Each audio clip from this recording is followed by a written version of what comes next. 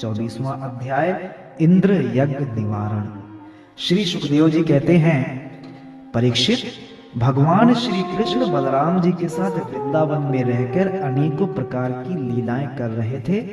उन्होंने एक दिन देखा कि वहां के सब गोप इंद्र यज्ञ की तैयारी कर रहे हैं। भगवान श्री कृष्ण सबके अंतर्यामी और सर्वज्ञ हैं, उनसे कोई बात छिपी नहीं है, वे सब जानते थे। फिर भी विनयावनत होकर उन्होंने नंद बाबा आदि बड़े बूढ़े गोपों से पूछा, पिताजी, आप लोगों के सामने ये कौन सा बड़ा भारी काम, कौन सा उत्सव आप पहुंचा है? इसका फल क्या है? इस उद्देश्य से कौन लोग किन साधनों के द्वारा ये यज्ञ किया करते हैं? पिताजी, आप मुझे ये अवश्य बतलाइए। आप मेरे पिता हैं और मैं आपका पुत्र। ये बातें सुनने के लिए मुझे बड़ी उत्कंठा भी है। पिताजी, जो संत पुरुष सबको अपनी आत्मा मानते हैं, जिनकी दृष्टि में अपने और पराये का भेद नहीं है, जिनका न कोई मित्र है, न शत्रु और न उदासीन, उनके पास छिपाने की तो कोई बात होती ही नहीं। परंतु यदि ऐसी स्थिति न हो तो रहस्य की बात शत्रु की भांति उदासीन से भी नहीं कहनी चाहिए। मित्र तो अपने समान ही कहा गया, इसीलिए उससे कोई बात छिपाई नहीं जाती। ये संसारी मनुष्य समझे बेसमझे अनेकों प्रकार के कर्मों का अनुष्ठान करता है। उनमें से समझ बूझकर करने वाले पुरुषों के कर्म जैसे सफल होते हैं, वैसे बेसमझ के नहीं। अतः इस समय आप लोग जो क्रिया योग करने जा रहे हैं, वो सुहृदयों के साथ विचारित, शास्त्र सम्मत है अथवा लौकिक ही है, मैं ये सब जानना चाहता हूँ। आप कृपा करके स्पष्ट रूप से बतलाइए। नंद बाबा ने कहा, बेटा, भगवान इंद्र वर्षा करने वाले मेघों के स्वामी हैं। ये मेघ उन्हीं के अपने रूप हैं। वे समस्त प्राणियों को तृप्त करने वाला एवं जीवन दान करने वाला जल बरसाते हैं। मेरे प्यारे पुत्र, हम और दूसरे लोग भी उन्हीं मेघपति भगवान इंद्र की यज्ञों के द्वारा पूजा किया करते हैं। जिन सामग्रियों से यज्ञ होता है, वे भी उनके बरसाए हुए शक्तिशाली जल से ही उत्पन्न होती है। उनका यज्ञ करने के बाद जो कुछ बच रहता है, उसी अन्न से हम सब मनुष्य अर्थ, धर्म और काम रूप त्रिवर्ग की सिद्धि के लिए अपना जीवन निर्वाह करते हैं। मनुष्यों के खेती आदि प्रयत्नों के फल देने वाले इंद्र ही हैं। यह धर्म हमारी कुल परंपरा से चला आया है। जो मनुष्य काम, लोभ, भय अथवा द्वेषवश ऐसे परंपरागत धर्म को छोड़ देता है, उसका कभी मंगल नहीं होता। श्री सुखदेव जी कहते हैं, परीक्षित, ब्रह्मा, शंकर आदि के भी शासन करने वाले केशव भगवान ने नंद बाबा और दूसरे व्रजवासियों की बात सुनकर इंद्र को क्रोध दिलाने के लिए अपने पिता नंद बाबा से कहा। श्री भगवान ने कहा, पिताजी, प्राणी अपने कर्म के अनुसार ही पैदा होता है और कर्म से ही मर जाता है। उसे उसके कर्म के अनुसार ही सुख, दुख, भय और मंगल के निमित्तों की प्राप्ति होती है। यदि कर्मों को ही सब कुछ न मानकर उनसे भिन्न जीवों के कर्मों का फल देने वाला ईश्वर माना भी जाए, तो वो कर्म करने वालों को ही उनके कर्म के अनुसार फल दे सकता है। कर्म न करने वालों पर उसकी प्रभुता नहीं चल सकती। जब सभी प्राणी अपने अपने कर्मों का ही फल भोग रहे हैं, तब हमें इंद्र की क्या आवश्यकता है? पिताजी, जब वे पूर्व संस्कार के अनुसार प्राप्त होने वाले मनुष्यों के कर्म फल को बदल ही नहीं सकते, तब उनसे प्रयोजन? मनुष्य अपने स्वभाव पूर्व संस्कारों के अधीन है, वो उसी का अनुसरण करता है। यहाँ तक कि देवता, असुर, मनुष्य आदि को लिए हुए ये सारा जगत स्वभाव में ही स्थित है। जीव अपने कर्मों के अनुसार उत्तम और अधम शरीरों को ग्रहण करता और छोड़ता रहता है। अपने कर्मों के अनुसार ही ये शत्रु है, ये मित्र है, ये उदासीन है, ऐसा व्यवहार करता है। कहाँ तक कहूं, कर्म ही गुरु है और कर्म ही ईश्वर। इसलिए पिताजी, मनुष्य को चाहिए कि पूर्व संस्कारों के अनुसार अपने वर्ण तथा आश्रम के अनुकूल धर्मों का पालन करता हुआ कर्म का ही आदर करे। जिसके द्वारा मनुष्य की जीविका सुगमता से चलती है, वही उसका इष्ट देव होता है। जैसे अपने विवाहित पति को छोड़कर जार पति का सेवा करने वाली व्यभिचारी स्त्री कभी शांति लाभ नहीं करती है, वैसे ही जो मनुष्य अपनी आजीविका चलाने वाले एक देवता को छोड़कर किसी दूसरे की उपासना करते हैं, उससे उन्हें कभी सुख नहीं मिलता। ब्राह्मण वेदों के अध्ययन अध्यापन से, क्षत्रिय पृथ्वी पालन से, वैश्य वार्तावृत्ति से और शूद्र ब्राह्मण क्षत्रिय और वैश्यों की सेवा से अपनी जीविका का निर्वाह करें। वैश्यों की वार्तावृत्ति 4 प्रकार की है: कृषि, वाणिज्य, गोरक्षा और ब्याज लेना। हम लोग उन चारों में से एक केवल गो पालन ही सदा से करते आए हैं। पिताजी, इस संसार की स्थिति, उत्पत्ति और अंत के कारण क्रमशः सत्वगुण, रजोगुण और तमोगुण है। ये विविध प्रकार के संपूर्ण जगत स्त्री पुरुष के संयोग से रजोगुण के द्वारा उत्पन्न होता है। उसी रजोगुण की प्रेरणा से मेघगण सब कहीं जल बरसाते हैं। उसी से अन्न और अन्न से ही सब जीवों की जीविका चलती है। इसमें भला इंद्र का क्या लेना देना? वो भला क्या कर सकता है? पिताजी, न तो हमारे पास किसी देश का राज्य है और न तो बड़े बड़े नगर ही हमारे अधीन हैं। हमारे पास गांव या घर भी नहीं है। हम तो सदा के वनवासी हैं। वन और पहाड़ ही हमारे घर हैं। इसलिए हम लोग गौओं, ब्राह्मणों और गिरिराज का यजन करने की तैयारी करें। इंद्र यज्ञ के लिए जो सामग्रियां इकट्ठी की गई हैं, उन्हीं से इस यज्ञ का अनुष्ठान होने दें। अनेकों प्रकार के पकवान, खीर, हलवा, पुआ, पूरी आदि से लेकर मूंग की दाल तक बनाए जाएं। व्रज का सारा दूध एकत्र कर लिया जाए। वेदवादी ब्राह्मणों के द्वारा भली भांति हवन कराया जाए तथा उन्हें अनेकों प्रकार के अन्न, गौवें और दक्षिणाएं दी जाएं। और भी चांडाल, पतित और कुत्तों तक को यथा योग्य वस्तुएं देकर गायों को चारा दिया जाए और फिर गिरिराज को भोग लगाया जाए। इसके बाद खूब प्रसाद खा पीकर सुंदर सुंदर वस्त्र पहनकर गहनों से सज सजा लिया जाए और चंदन लगाकर गौ, ब्राह्मण, अग्नि तथा गिरिराज गोवर्धन की प्रदक्षिणा की जाए। पिताजी, मेरी तो ऐसी ही सम्मति है।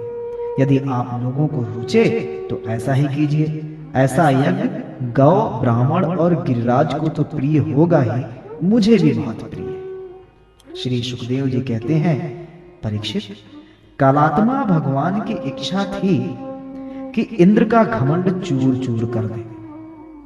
नंद बाबा आदि गोपों ने उनकी बात सुनकर बड़ी प्रसन्नता से स्वीकार कर ली।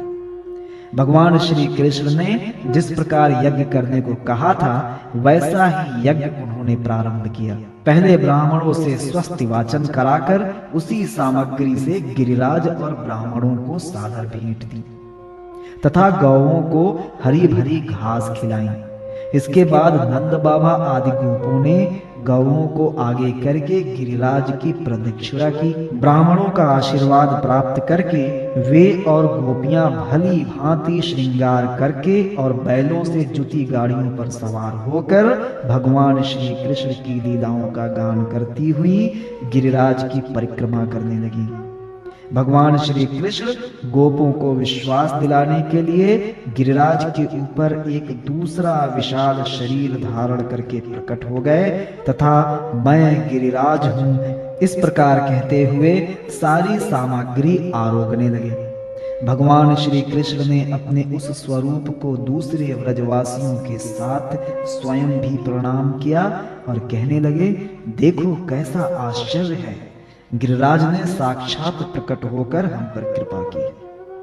वे चाहे जैसा रूप धारण कर सकते हैं। जो वनवासी जीव इनका निरादर करते हैं, इन्हें ये नष्ट कर डालते हैं। आओ अपना और गौओं का कल्याण करने के लिए इन गिरिराज को हम नमस्कार करें। इस प्रकार भगवान श्री कृष्ण की प्रेरणा से नंद बाबा आदि बड़े बूढ़े गोपों ने गिरिराज, गौ और ब्राह्मणों का विधि पूर्वक पूजन किया तथा फिर श्री कृष्ण के साथ सब व्रज में लौट आए। 25वां अध्याय गोवर्धन धारा। श्री सुखदेव जी कहते हैं, परीक्षित, जब इंद्र को पता लगा कि मेरी पूजा बंद कर दी गई है, तब वे नंद बाबा आदि गोपों पर बहुत ही क्रोधित हुए। परंतु उनके क्रोध करने से होता क्या? उन गोपों के रक्षक तो स्वयं भगवान श्री कृष्ण थे। इंद्र को अपने पद का बड़ा घमंड था। वे समझते थे कि मैं ही त्रिलोकी ईश्वर हूं। उन्होंने क्रोध से तिलमिलाकर प्रलय करने वाले मेघों के संवर्तक नामक गढ़ को व्रज पर चढ़ाई करने की आज्ञा दे दी और कहा, ओह, इन जंगली ग्वालों को इतना घमंड! सचमुच यह धन का ही नाश है। भला देखो तो सही, एक साधारण मनुष्य कृष्ण के बल पर इन्होंने मुझ देवराज का अपमान कर डाला। जैसे पृथ्वी पर बहुत से मंद बुद्धि पुरुष भावसागर से पार जाने के सच्चे साधन ब्रह्म विधा को तो छोड़ देते हैं और नाम मात्र की टूटी हुई नाव से कर्ममय यज्ञों से इस घोर संसार सागर को पार करना चाहते हैं, कृष्ण भगवादी नादान, अभिमानी और मूर्ख होने पर भी अपने को बहुत बड़ा ज्ञानी समझता है। वो स्वयं मृत्यु का ग्रास है, फिर भी उसी का सहारा लेकर इन अहिरों ने मेरी अवहेलना की है। एक तो ये यूं ही धन के नशे में चूर हो रहे हैं, दूसरे कृष्ण ने इनको और बढ़ावा दे दिया। अब तुम लोग जाकर इनके इस धन के घमंड और हेकड़ी को धूल में मिला दो तथा उनके पशुओं का संहार कर डालो। मैं भी तुम्हारे पीछे पीछे एरावत हाथी पर चढ़कर नंद के व्रज का नाश करने के लिए पराक्रमी मरुदगणों के साथ आता हूं। श्री सुखदेव जी कहते हैं, परीक्षित, इंद्र ने इस प्रकार प्रलय के मेघों को आज्ञा दी और उनके बंधन खोल दिए। अब वे बड़े वेग से नंद बाबा के व्रज पर चढ़ आए और मूसलाधार पानी बरसाकर सारे व्रज को पीड़ित करने लगे। चारों ओर बिजलियां चमकने लगी, बादल आपस में टकराकर कड़कड़ाने लगे और प्रचंड आंधी की प्रेरणा से वे बड़े बड़े ओले बरसाने लगे। इस प्रकार जब दल के दल बादल बार बार आ आकर खंभे के समान मोटी मोटी धाराएं गिराने लगे, तब व्रज भूमि का कोना कोना पानी से भर गया और कहां नीचा है कहां ऊंचा इसका पता चलना कठिन हो गया। इस प्रकार मूसलधार वर्षा तथा झंझावात के झपाटे से जब एक एक पशु ठिठुरने और कांपने लगा, ग्वाल और ग्वालिनें भी ठंड के मारे अत्यंत व्याकुल हो गईं, तब वे सब के सब भगवान श्री कृष्ण की शरण में आए।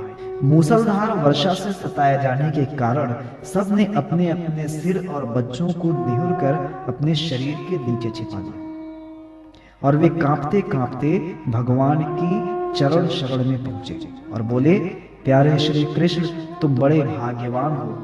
अब तो कृष्ण केवल तुम्हारे ही भाग्य से हमारी रक्षा होगी। प्रभु, इस सारे गोकुल के एकमात्र स्वामी, एकमात्र रक्षक तुम ही हो। भक्तवत्सल, इंद्र के क्रोध से अब तुम ही हमारी रक्षा कर सकते हो। भगवान ने देखा कि वर्षा और ओलों की मार से पीड़ित होकर सब बेहोश हो रहे हैं। वे समझ गए कि ये सारी करतूत इंद्र की है, उन्होंने ही क्रोधवश ऐसा किया है। वे मन ही मन कहने लगे, हमने इंद्र का यज्ञ भंग कर दिया है, इसी से वे व्रज का नाश करने के लिए बिना ऋतु के ही ये प्रचंड वायु और ओलों के साथ घनघोर वर्षा कर रहे हैं। अच्छा, मैं अपनी योग माया से इसका भली भांति जवाब दूंगा। ये मूर्खतावश अपने को लोकपाल मानते हैं, इनके ऐश्वर्य और धन का घमंड तथा अज्ञान मैं चूर चूर कर दूंगा। देवता लोग जो सत्व प्रधान होते हैं, इनमें अपने ऐश्वर्य और पद का अभिमान नहीं होना चाहिए। अतः ये उचित ही है कि इन सत्व गुणों से च्युत दुष्ट देवताओं का मैं मान भंग कर दूं।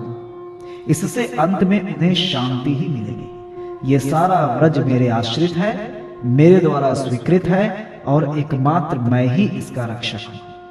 अतः मैं अपनी योग माया से इसकी रक्षा कर लूंगा। संतों की रक्षा करना तो मेरा व्रत ही है। अब उसके पालन का अवसर आ पहुंचा है। इस प्रकार कहकर भगवान श्री कृष्ण ने खेल खेल में एक ही हाथ से गिरिराज गोवर्धन को उखाड़ लिया और जैसे छोटे छोटे बालक बरसाती छत्ते के पुष्प को उखाड़ कर हाथ में रख लेते हैं, वैसे ही उन्होंने उस पर्वत को धारण कर लिया। इसके बाद भगवान ने गोपों से कहा, माताजी, पिताजी और ब्रजवासियों, तुम लोग अपनी गौओं और सब सामग्रियों के साथ इस पर्वत के गड्ढे में आकर आराम से बैठ जाओ। देखो, तुम लोग ऐसी शंका न करना कि मेरे हाथ से यह पर्वत गिर पड़ेगा। तुम लोग तनिक भी मत डरो। इस आंधी पानी के डर से तुम्हें बचाने के लिए ही मैंने ये युक्ति रची है। जब भगवान श्री कृष्ण ने इस प्रकार सबको आश्वासन दिया, ढांढस बंधाया, तब सब के सब ग्वाल अपने अपने गोधन, छकड़ों, आश्रितों, पुरोहितों और भृत्यों को अपने अपने साथ लेकर सुविधे के अनुसार गोवर्धन के गड्ढे में आ घुसे। भगवान श्री कृष्ण ने सब व्रजवासियों के देखते देखते भूख, प्यास की पीड़ा, आराम विश्राम की आवश्यकता आदि सब कुछ भुलाकर 7 दिन तक लगातार उस पर्वत को उठाए रखा। वे एक डग भी वहां से इधर उधर नहीं हुए। श्री कृष्ण की योग माया का ये प्रभाव देखकर इंद्र के आश्चर्य का ठिकाना न रहा। अपना संकल्प पूरा न होने के कारण उनकी सारी हेकड़ी बंद हो गई। वे भावचक से रह गए। इसके बाद उन्होंने मेघ को अपने आप वर्षा करने से रोक दिया।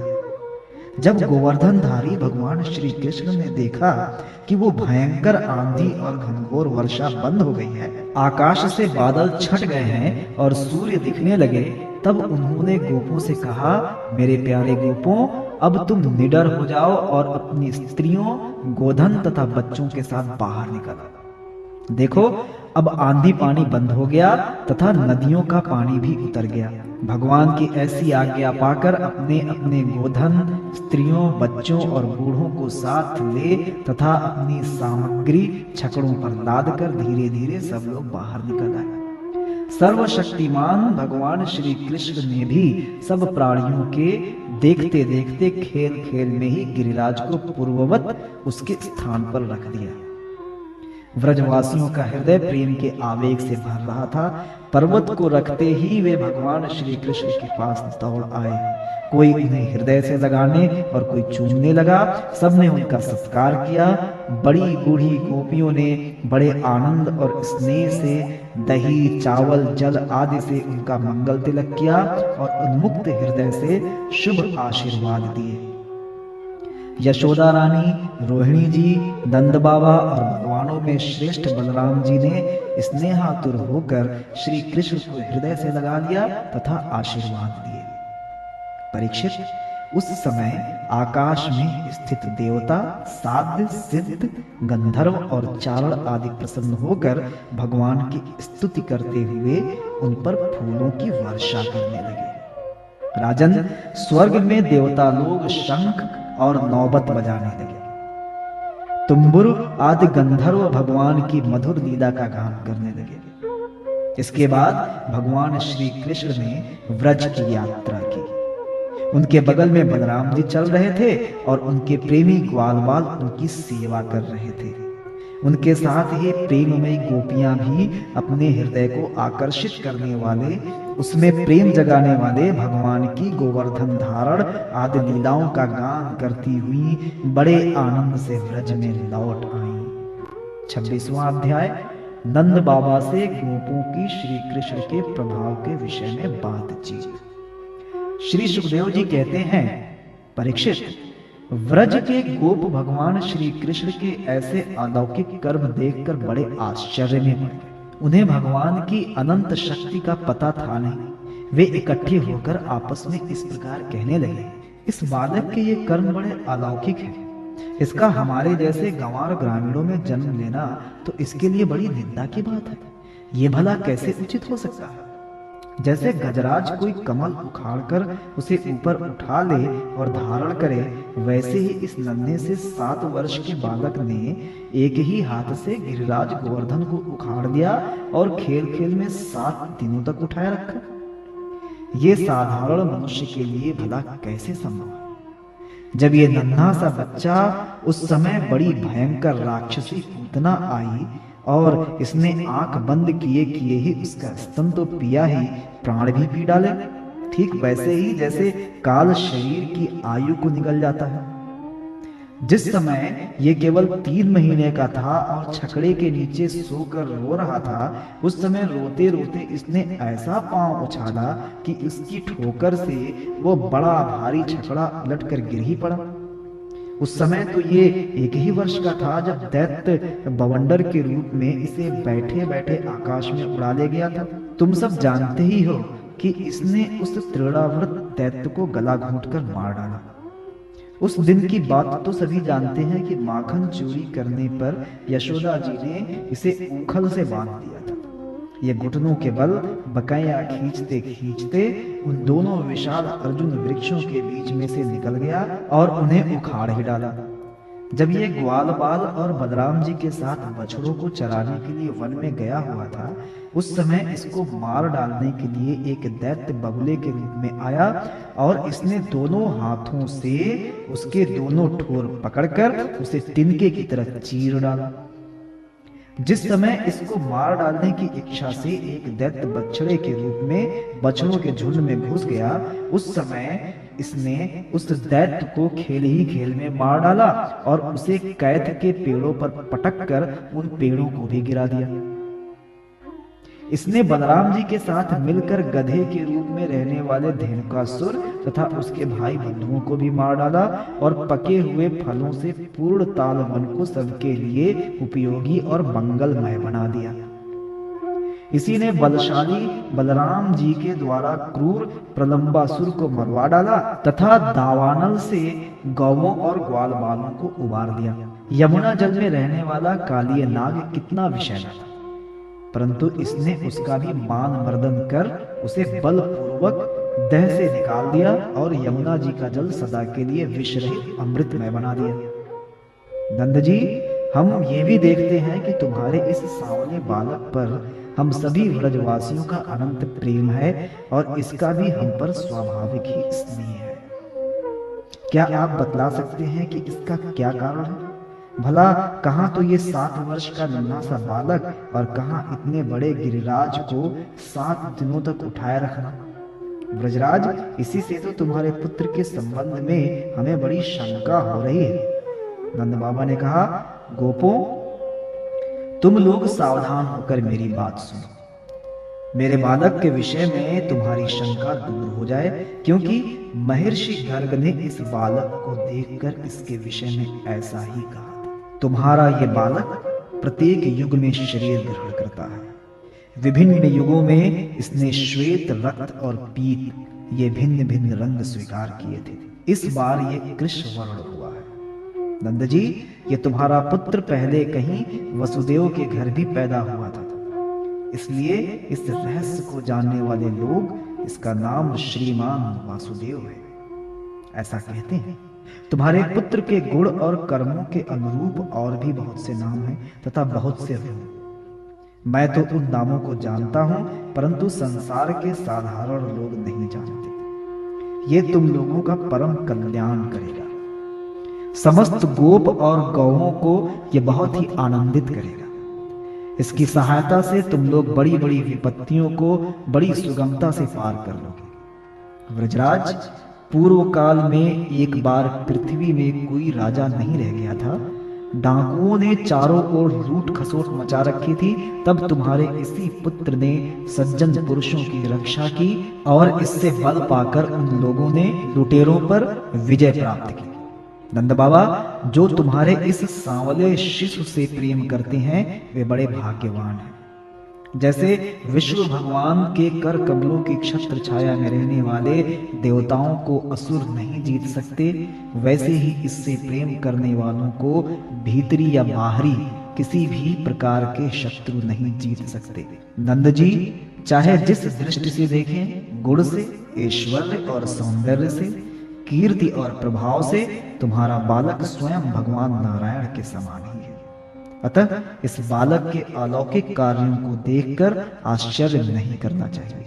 गोपों, मुझे स्वयं गर्गाचार्य जी ये आदेश देकर अपने घर चले गए। तब से मैं अलौकिक और परम सुखद कर्म करने वाले इस बालक को भगवान नारायण का ही अंश मानता हूं। जब व्रजवासियों ने नंद बाबा के मुख से गर्ग जी की ये बात सुनी, तब उनका विस्मय जाता रहा। क्योंकि अब वे अमित तेजस्वी श्री कृष्ण के प्रभाव को पूर्ण रूप से देख और सुन चुके थे। आनंद में भरकर उन्होंने नंद बाबा और श्री कृष्ण की भूरी भूरी प्रशंसा की। जिस समय अपना यज्ञ भंग हो जाने के कारण इंद्र क्रोध के मारे आग बबूला हो गए थे और मूसलधार वर्षा करने लगे थे, उस समय वज्रपात, ओलों की बौछार और प्रचंड आंधी से स्त्री पुरुष तथा ग्वाले अत्यंत पीड़ित हो गए थे। अपनी शरण में रहने वाले ब्रजवासियों की यह दशा देखकर भगवान का हृदय करुणा से भर आया, परंतु फिर एक नई लीला करने के विचार से वे तुरंत ही मुस्कुराने लगे। जैसे कोई नन्हा सा निर्बल बालक खेल खेल में ही बरसाती छत्ते का पुष्प उखाड़ ले, वैसे ही उन्होंने एक हाथ से ही गिरिराज गोवर्धन को उखाड़ कर धारण कर लिया और सारे ब्रज की रक्षा की। इंद्र का मद चूर करने वाले वे ही भगवान गोविंद हम पर प्रसन्न हो। 27वां अध्याय श्री कृष्ण का अभिषेक। श्री सुखदेव जी कहते हैं, परीक्षित, जब भगवान श्री कृष्ण ने गिरिराज गोवर्धन को धारण करके मूसलधार वर्षा से व्रज को बचा लिया, तब उनके पास गोलोक से कामधेनु बधाई देने के लिए और स्वर्ग से देवराज इंद्र अपने अपराध को क्षमा कराने के लिए आए। भगवान का तिरस्कार करने के कारण इंद्र बहुत ही लज्जित थे, इसलिए उन्होंने एकांत स्थान में भगवान के पास जाकर अपने सूर्य के समान तेजस्वी मुकुट से उनके चरणों का स्पर्श किया। परम तेजस्वी भगवान श्री कृष्ण का प्रभाव देख सुनकर इंद्र का ये घमंड जाता रहा कि मैं ही इन तीनों लोकों का स्वामी हूं। अब उन्होंने हाथ जोड़कर उनकी स्तुति की। इंद्र ने कहा, भगवान, आपका स्वरूप परम शांत, ज्ञानमय, रजोगुण तथा तमोगुण से रहित एवं विशुद्ध अप्राकृत सत्वमय है। ये गुणों के प्रवाह रूप से प्रतीत होने वाला प्रपंच केवल मायामय है, क्योंकि आपका स्वरूप न जानने के कारण ही आप में इसकी प्रतीति होती है। जब आपका संबंध अज्ञान और उसके कारण प्रतीत होने वाले देहादि से है ही नहीं, फिर उन देह आदि की प्राप्ति के कारण तथा उन्हीं से होने वाले लोभ, क्रोध आदि दोष तो आप में हो ही कैसे सकते हैं। प्रभो, इन दोषों का होना तो अज्ञान का लक्षण है। इस प्रकार यद्यपि अज्ञान और उससे होने वाले जगत में आपका कोई संबंध नहीं है, फिर भी धर्म की रक्षा और दुष्टों का दमन करने के लिए आप अवतार ग्रहण करते हैं और निग्रह अनुग्रह भी करते हैं। आप जगत के पिता, गुरु और स्वामी हैं। आप जगत का नियंत्रण करने के लिए दंड धारण किए हुए दुस्तर काल हैं। आप अपने भक्तों की लालसा पूर्ण करने के लिए स्वच्छंदता से लीला शरीर प्रकट करते हैं, और जो लोग हमारी तरह अपने को ईश्वर मान बैठे हैं, उनका मान मर्दन करते हुए अनेकों प्रकार की लीलाएं करते हैं। प्रभो, जो मेरे जैसे अज्ञानी और अपने को जगत का ईश्वर मानने वाले हैं, वे जब देखते हैं कि बड़े बड़े भय के अवसरों पर भी आप निर्भय रहते हैं, तब वे अपना घमंड छोड़ देते हैं और गर्व रहित होकर संत पुरुषों के द्वारा सेवित भक्ति मार्ग का आश्रय लेकर आपका भजन करते हैं। प्रभो, आपकी एक एक चेष्टा दुष्टों के लिए दंड विधान है। प्रभो, मैंने ऐश्वर्य के मद से चूर होकर आपका अपराध किया है, क्योंकि मैं आपकी शक्ति और प्रभाव के संबंध में बिल्कुल अनजान था। परमेश्वर, आप कृपा करके मुझ मूर्ख अपराधी का ये अपराध क्षमा करें और ऐसी कृपा करें कि मुझे फिर कभी ऐसे दुष्ट अज्ञान का शिकार न होना पड़े। स्वयं प्रकाश इंद्रियातीत परमात्मन, आपका ये अवतार इसलिए हुआ है कि जो असुर सेनापति केवल अपना पेट पालने में ही लग रहे हैं और पृथ्वी के लिए बड़े भारी भार का कारण बन रहे हैं, उनका वध करके उन्हें मोक्ष दिया जाए, और जो आपके चरणों के सेवक हैं, आज्ञाकारी भक्तजन हैं, उनका अभ्युदय हो, उनकी रक्षा हो। भगवान, मैं आपको नमस्कार करता हूँ। आप सर्वांतर्यामी पुरुषोत्तम तथा सर्वात्मा वासुदेव हैं। आप यदुवंशियों के एकमात्र स्वामी, भक्त वत्सल एवं सबके चित्त को आकर्षित करने वाले हैं। मैं आपको बार बार नमस्कार करता हूँ। आपने जीवों के समान कर्मवश होकर नहीं, स्वतंत्रता से अपने भक्तों की तथा अपनी इच्छा के अनुसार शरीर स्वीकार किया है। आपका यह शरीर भी विशुद्ध ज्ञान स्वरूप है। आप सब कुछ हैं, सबके कारण हैं और सबके आत्मा हैं। मैं आपको बार बार नमस्कार करता हूँ। भगवान, मेरे अभिमान का अंत नहीं है और मेरा क्रोध भी बहुत ही तीव्र मेरे वश के बाहर है। जब मैंने देखा कि मेरा यज्ञ तो नष्ट कर दिया गया, तब मैंने मूसलधार वर्षा और आंधी के द्वारा सारे ब्रजमंडल को नष्ट कर देना चाहा।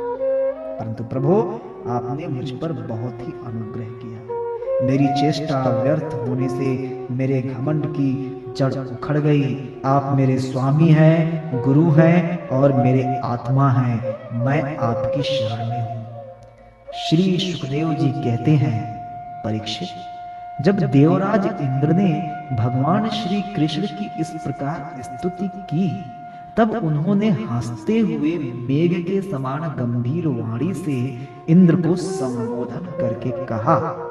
श्री भगवान ने कहा, इंद्र, तुम ऐश्वर्य और धन संपत्ति के मद में पूरे पूरे मतवाले हो रहे थे, इसलिए तुम पर अनुग्रह करके ही मैंने तुम्हारा यज्ञ भंग किया है। ये इसलिए कि अब तुम मुझे नित्य निरंतर स्मरण रख सको। जो ऐश्वर्य और धन संपत्ति के मद से अंधा हो जाता है, वो ये नहीं देखता कि मैं काल रूप परमेश्वर हाथ में दंड लेकर उसके सिर पर सवार हूं। मैं जिस पर अनुग्रह करना चाहता हूं, उसे ऐश्वर्य भ्रष्ट कर देता हूं। इंद्र, तुम्हारा मंगल हो।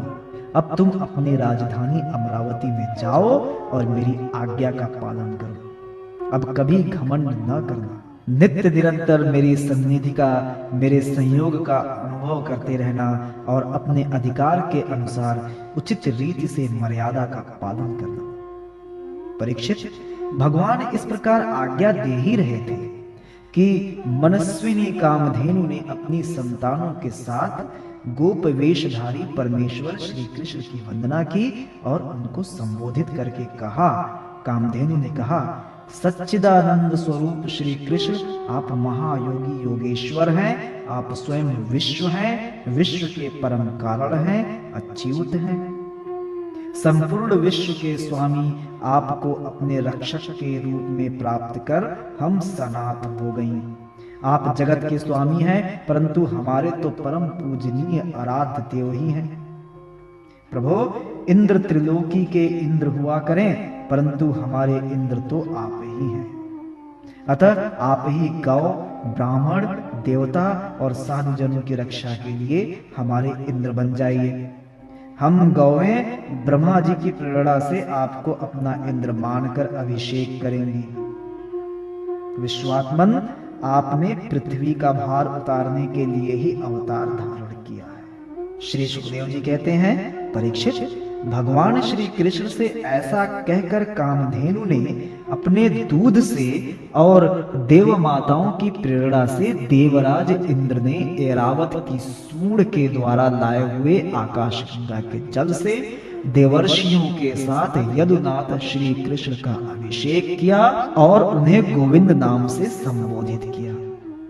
उस समय वहां नारद, तुम्बुर आदि गंधर्व, विधाधर, सिद्ध और चारण पहले से ही आ गए थे। वे समस्त संसार के पाप ताप को मिटा देने वाले भगवान के यश का गान करने लगे और अप्सराएं आनंद से भरकर नृत्य करने लगी। मुख्य मुख्य देवता भगवान की स्तुति करके उन पर नंदन वन के दिव्य पुष्पों की वर्षा करने लगे। तीनों लोकों में परमानंद की बाढ़ आ गई और गौओं के स्तनों से आप ही आप इतना दूध गिरा कि पृथ्वी गीली हो गई। नदियों में विविध रसों की बाढ़ आ गई, वृक्षों से मधुधारा बहने लगी। बिना जोते बोए पृथ्वी में अनेकों प्रकार की औषधियां, अन्न पैदा हो गए। पर्वतों में छिपे हुए मणि माणिक्य स्वयं ही बाहर निकल आए। परीक्षित, भगवान श्री कृष्ण का अभिषेक होने पर जो जीव स्वभाव से ही क्रूर हैं, वे भी वैरहीन हो गए, उनमें भी परस्पर मित्रता हो गई। इंद्र ने इस प्रकार गौ और गोकुल के स्वामी श्री गोविंद का अभिषेक किया और उनसे अनुमति प्राप्त होने पर देवता, गंधर्व आदि के साथ स्वर्ग की यात्रा की। 28वां अध्याय, वरुण लोक से नंद जी को छुड़ाना। श्री सुखदेव जी कहते हैं, परीक्षित, नंद बाबा ने कार्तिक शुक्ल एकादशी का उपवास किया और भगवान की पूजा की तथा उसी दिन रात में द्वादशी लगने पर स्नान करने के लिए यमुना जल में प्रवेश किया। नंद बाबा को ये मालूम नहीं था कि ये असुरों की वेला है, इसलिए वे रात के समय ही यमुना जल में घुस गए। उस समय वरुण के सेवक एक असुर ने उन्हें पकड़ लिया और वो अपने स्वामी के पास ले गया। नंद बाबा के खो जाने से व्रज के सारे गोप, श्री कृष्ण अब तुम ही अपने पिता को ला सकते हो, बलराम अब तुम्हारा ही भरोसा है, इस प्रकार कहते हुए रोने पीटने लगे। भगवान श्री कृष्ण सर्वशक्तिमान है एवं सदा से ही अपने भक्तों का भय भगाते आए हैं। जब उन्होंने व्रजवासियों का रोना पीटना सुना और ये जाना कि पिताजी को वरुण का कोई सेवक ले गया है, तब वे वरुण के पास गए। जब लोकपाल वरुण ने देखा कि समस्त जगत के अंतरिंद्रिय और बहिरिंद्रियों के प्रवर्तक भगवान श्री कृष्ण स्वयं ही उनके यहाँ पधारे हैं, तब उन्होंने उनकी बड़ी पूजा की। भगवान के दर्शन से उनका रोम रोम आनंद से खिल उठा। इसके बाद उन्होंने भगवान से निवेदन किया। वरुण जी ने कहा, प्रभो, आज मेरा शरीर धारण करना सफल हुआ। आज मुझे संपूर्ण पुरुषार्थ प्राप्त हो गया, क्योंकि आज मुझे आपके चरणों की सेवा का शुभ अवसर प्राप्त हुआ। भगवान, जिन्हें भी आपके चरण कमलों की सेवा का सुअवसर मिला, वे भाव सागर से पार हो गए। आप भक्तों के भगवान, वेदांतियों के ब्रह्म और योगियों के परमात्मा हैं। आपके स्वरूप में विभिन्न लोक सृष्टियों की कल्पना करने वाला माया नहीं है, ऐसा श्रुति कहती है। मैं आपको नमस्कार करता हूं। प्रभु, मेरा यह सेवक बड़ा मूढ़ और अनजान है, वो अपने कर्तव्य को भी नहीं जानता। वही आपके पिताजी को ले आया है, आप कृपा करके उसका अपराध क्षमा कीजिए। गोविंद, मैं जानता हूं कि आप अपने पिता के प्रति बड़ा प्रेम भाव रखते हैं। ये आपके पिता हैं, इन्हें आप ले जाइए। परंतु भगवान, आप सबके अंतर्यामी, सबके साक्षी हैं, इसलिए विश्व विमोहन श्री कृष्ण, आप मुझ दास पर कृपा कीजिए। श्री सुखदेव जी कहते हैं, परीक्षित, भगवान श्री कृष्ण ब्रह्मा आदि ईश्वरों के भी ईश्वर हैं। लोकपाल वरुण ने इस प्रकार उनकी स्तुति करके उन्हें प्रसन्न किया। इसके बाद भगवान अपने पिता नंद जी को लेकर व्रज में चले आए और व्रजवासी भाई बंधुओं को आनंदित किया।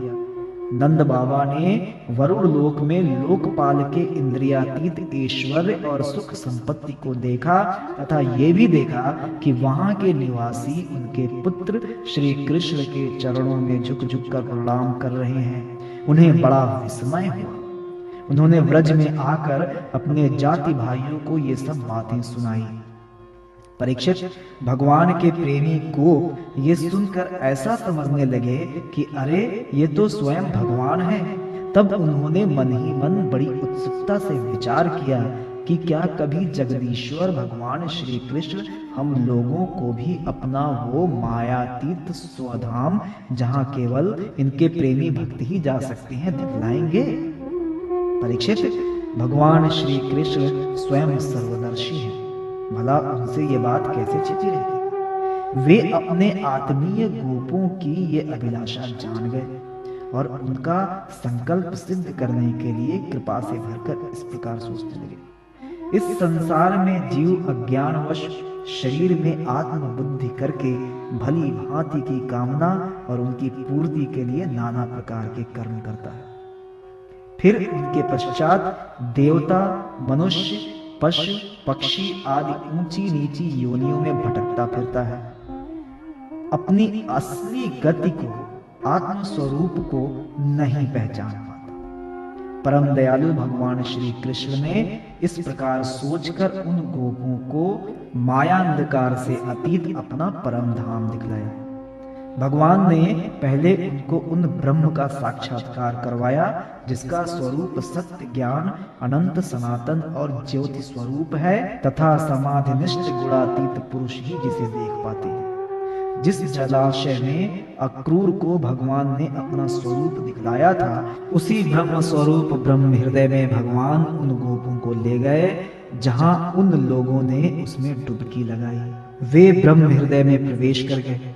तब भगवान ने उनमें से उनको निकालकर अपने परम धाम का दर्शन कराया। उस दिव्य भगवत स्वरूप लोक को देखकर नंद आदि गोप परमानंद में मग्न हो गए।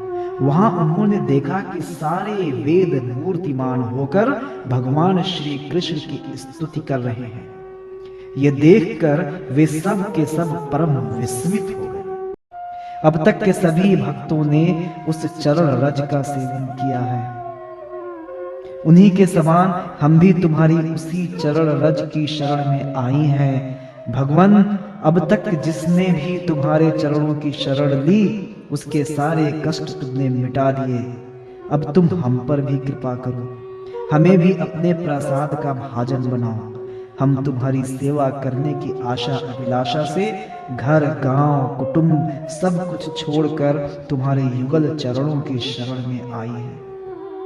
प्रियतम, वहां तो तुम्हारी आराधना के लिए अवकाश ही नहीं है। पुरुष भूषण पुरुषोत्तम तुम्हारी मधुर मुस्कान और चारों चितवन ने हमारे हृदय में प्रेम की, मिलन की आकांक्षा की आग धधका दी है। हमारा रोम रोम उससे जल रहा है। तुम तो अपनी दासी के रूप में स्वीकार कर लो, हमें अपनी सेवा का अवसर दो।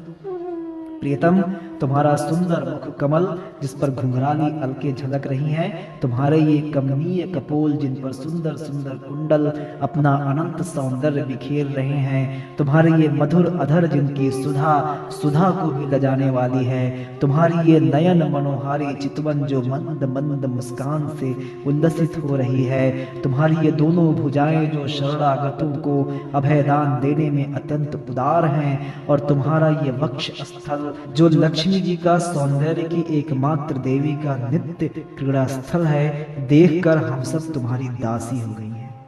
प्यारे श्याम सुंदर, तीनों लोकों में भी और ऐसी कौन सी स्त्री है जो मधुर मधुर पद और आरोह अवरोह क्रम से विविध प्रकार की मूर्छनाओं से युक्त तुम्हारी वंशी की तान सुनकर तथा इस त्रिलोक सुंदर मोहिनी मूर्ति को जो अपने एक बूंद सौंदर्य से त्रिलोकी की सौंदर्य का दान करती है एवं जिसे देखकर गौ, पक्षी, वृक्ष और हरिण भी रोमांचित पुलकित हो जाते हैं, अपने नेत्रों से निहार कर आर्य मर्यादा से विचलित न हो जाए, कुल कान और लोक लज्जा को त्याग कर तुम में अनुरक्त न हो जाए। हमसे यह बात छिपी नहीं है कि जैसे भगवान नारायण देवताओं की रक्षा करते हैं, वैसे ही तुम व्रजमंडल का भय और दुख मिटाने के लिए ही प्रकट हुए।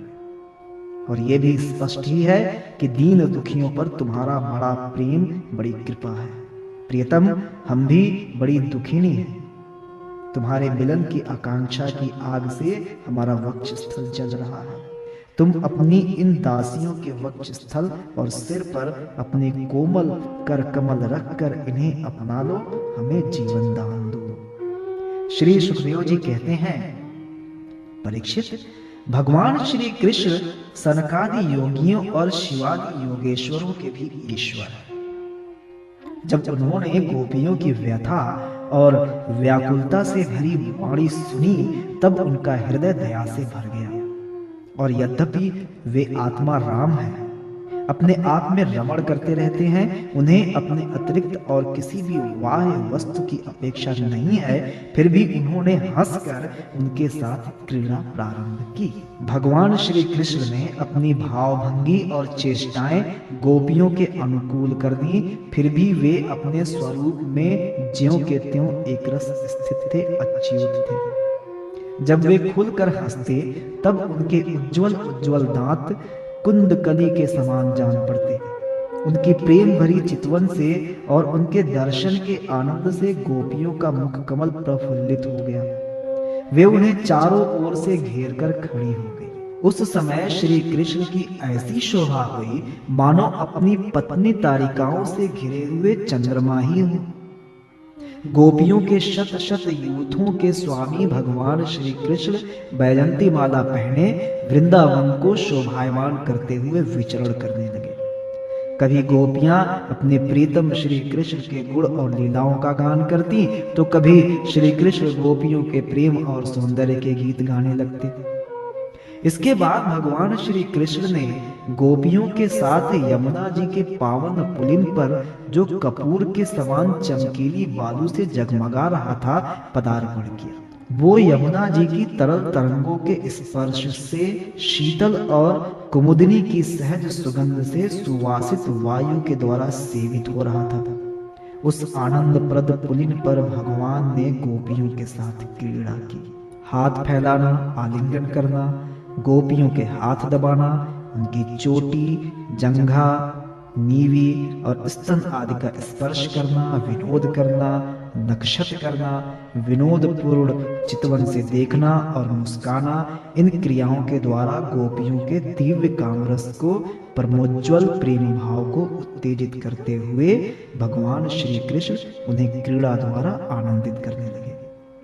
उदार शिरोमणि सर्वव्यापक भगवान श्री कृष्ण ने जब इस प्रकार गोपियों का सम्मान किया, तब गोपियों के मन में ऐसा भाव आया कि संसार की समस्त स्त्रियों में हम ही सर्वश्रेष्ठ हैं, हमारे समान और कोई नहीं। वे कुछ मानवती हो गई। जब भगवान ने देखा कि इन्हें तो अपने सुहाग का कुछ गर्व हो आया है और अब मान भी करने लगी हैं, तब वे उनका गर्व शांत करने के लिए तथा उनका मान दूर कर प्रसन्न करने के लिए वहीं उनके बीच में ही अंतर ध्यान हो गए।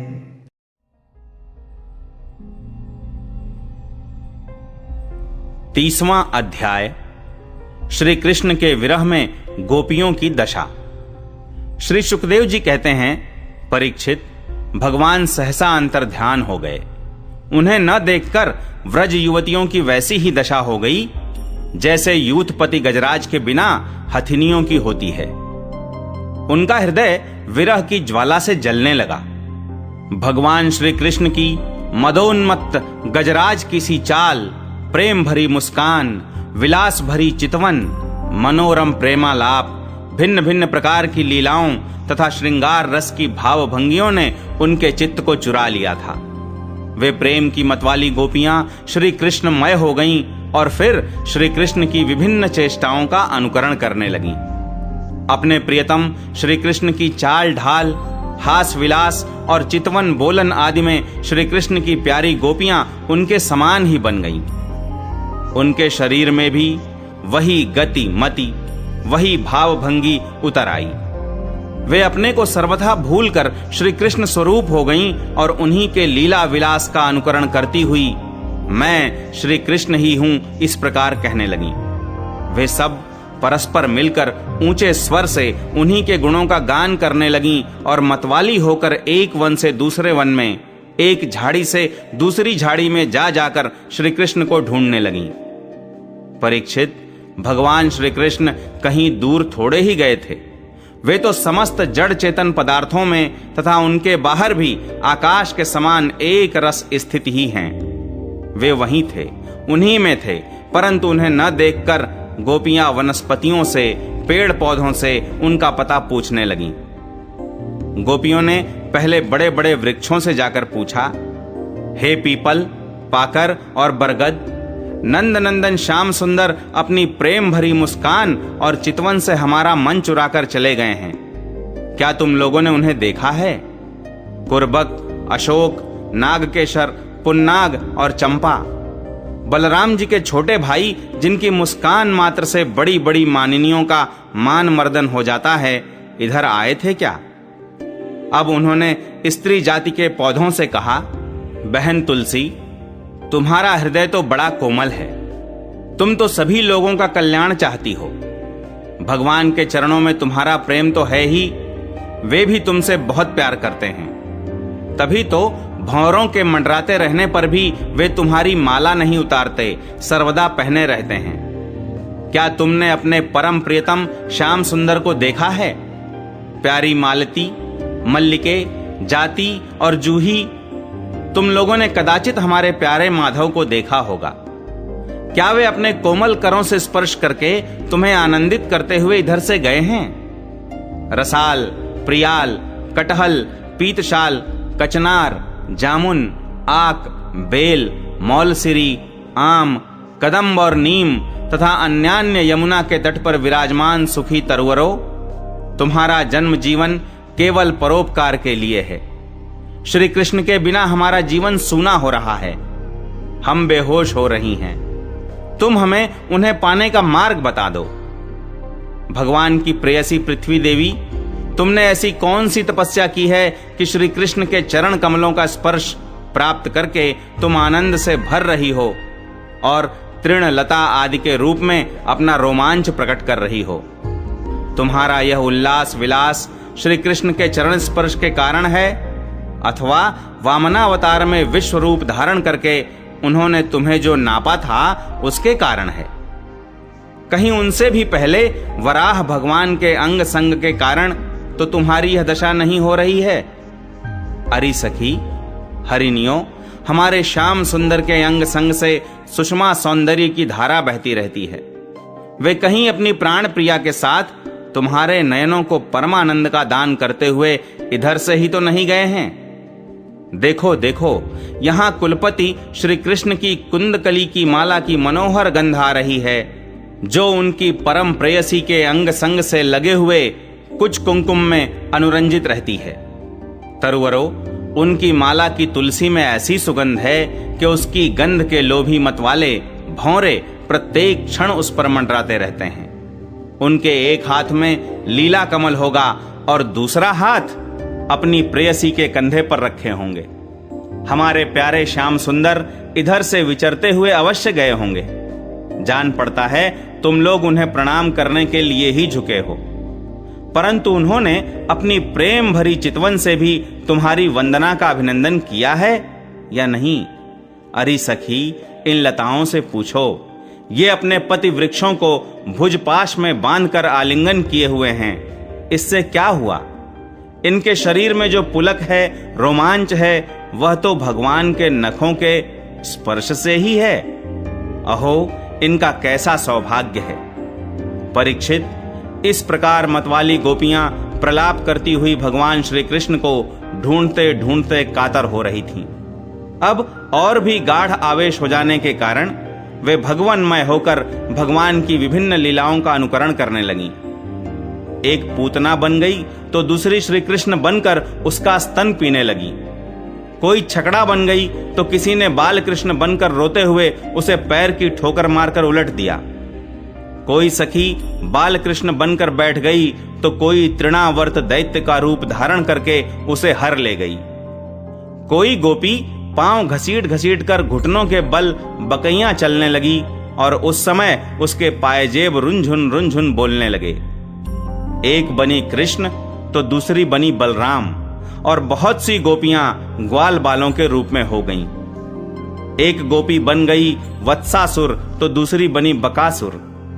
तब तो गोपियों ने अलग अलग श्री कृष्ण बनकर वत्सासुर और बकासुर बनी हुई गोपियों को मारने की लीला की। जैसे श्री कृष्ण वन में करते थे वैसे ही एक गोपी बांसुरी बजा बजा कर दूर गए हुए पशुओं को बुलाने का खेल खेलने लगी। तब दूसरी गोपियां वाह वाह करके उसकी प्रशंसा करने लगीं। एक गोपी अपने को श्री कृष्ण समझकर दूसरी सखी के गले में बांह डालकर चलती और गोपियों से कहने लगती, मित्रों, मैं श्री कृष्ण हूं, तुम लोग मेरी यह मनोहर चाल देखो। कोई गोपी श्री कृष्ण बनकर कहती, अरे व्रजवासियों, तुम आंधी पानी से मत डरो, मैंने उससे बचने का उपाय निकाल लिया है। ऐसा कहकर गोवर्धन धारण का अनुकरण करती हुई वह अपनी ओढ़नी उठाकर ऊपर तान लेती। परीक्षित, एक गोपी बनी काली नाग तो दूसरी श्री कृष्ण बनकर उसके सिर पर पैर रखकर चढ़ी चढ़ी बोलने लगी, रे दुष्ट सांप, तू यहां से चला जा, मैं दुष्टों का दमन करने के लिए ही उत्पन्न हुआ हूं। इतने में ही एक गोपी बोली, अरे ग्वालो, देखो वन में बड़ी भयंकर आग लगी है, तुम लोग जल्दी से जल्दी अपनी आंखें मूंद लो, मैं अनायास ही तुम लोगों की रक्षा कर लूंगा। एक गोपी यशोदा बनी और दूसरी बनी श्री कृष्ण। यशोदा ने फूलों की माला से श्री कृष्ण को उखल में बांध दिया। अब वह श्री कृष्ण बनी हुई सुंदरी गोपी हाथों से मुंह ढांक कर भय की नकल करने लगी। परीक्षित, इस प्रकार लीला करते करते गोपियां वृंदावन के वृक्ष और लता आदि से फिर भी श्री कृष्ण का पता पूछने लगीं। इसी समय उन्होंने एक स्थान पर भगवान के चरण चिन्ह देखे। वे आपस में कहने लगीं, अवश्य ही ये चरण चिन्ह उदार शिरोमणि नंद नंदन श्याम सुंदर के हैं, क्योंकि इनमें ध्वजा, कमल, वज्र, अंकुश और जौ आदि के चिन्ह स्पष्ट ही दिख रहे हैं। उन चरण चिन्हों के द्वारा व्रजवल्लभ भगवान को ढूंढती हुई गोपियां आगे बढ़ीं। तब उन्हें श्री कृष्ण के साथ किसी व्रज युवती के भी चरण चिन्ह दिख पड़े। उन्हें देखकर वे व्याकुल हो गईं और आपस में कहने लगीं, जैसे हथिनी अपने प्रियतम गजराज के साथ गई हो, वैसे ही नंदनंदन श्याम सुंदर के साथ उनके कंधे पर हाथ रखकर चलने वाली किस बड़भागिनी के ये चरण चिन्ह हैं। अवश्य ही सर्वशक्तिमान भगवान श्री कृष्ण की यह आराधिका होगी। इसीलिए इस पर प्रसन्न होकर हमारे प्राण प्यारे श्याम सुंदर ने हमें छोड़ दिया है और इसे एकांत में ले गए हैं। प्यारी सखियों, भगवान श्री कृष्ण अपने चरण कमल से जिस रज का स्पर्श कर देते हैं वह धन्य हो जाती है। उसके अहोभाग्य हैं, क्योंकि ब्रह्मा, शंकर और लक्ष्मी आदि भी अपने अशुभ नष्ट करने के लिए उस रज को अपने सिर पर धारण करते हैं। अरे सखी, चाहे कुछ भी हो, यह जो सखी हमारे सर्वस्व श्री कृष्ण को एकांत में ले जाकर अकेले ही उनकी अधर सुधा का रस पी रही है, इस गोपी के उभरे हुए चरण चिन्ह तो हमारे हृदय में बड़ा ही क्षोभ उत्पन्न कर रहे हैं। यहां उस गोपी के पैर नहीं दिखाई देते। मालूम होता है यहां प्यारे श्याम सुंदर ने देखा होगा कि मेरी प्रेयसी के सुकुमार चरण कमलों में घास की नोक गड़ती होगी, इसलिए उन्होंने उसे अपने कंधे पर चढ़ा लिया होगा। सखियों, यहां देखो, प्यारे श्री कृष्ण के चरण चिन्ह अधिक गहरे बालू में धंसे हुए हैं। इससे सूचित होता है कि यहां वे किसी भारी वस्तु को उठाकर चले हैं। उसी के बोझ से उनके पैर जमीन में धंस गए हैं। हो न हो यहां उस कामी ने अपनी प्रियतमा को अवश्य कंधे पर चढ़ाया होगा। देखो देखो, यहां परम प्रेमी व्रजवल्लभ ने फूल चुनने के लिए अपनी प्रेयसी को नीचे उतार दिया है, और यहां परम प्रियतम श्री कृष्ण ने अपनी प्रेयसी के लिए फूल चुने हैं। उचक उचक कर फूल तोड़ने के कारण यहां उनके पंजे तो धरती में गड़े हुए हैं और एड़ी का पता ही नहीं है। परम प्रेमी श्री कृष्ण ने कामी पुरुष के समान यहां अपनी प्रेयसी के केश संवारे हैं। देखो, अपने चुने हुए फूलों को प्रेयसी की चोटी में गूंथने के लिए वे यहां अवश्य ही बैठे रहे होंगे।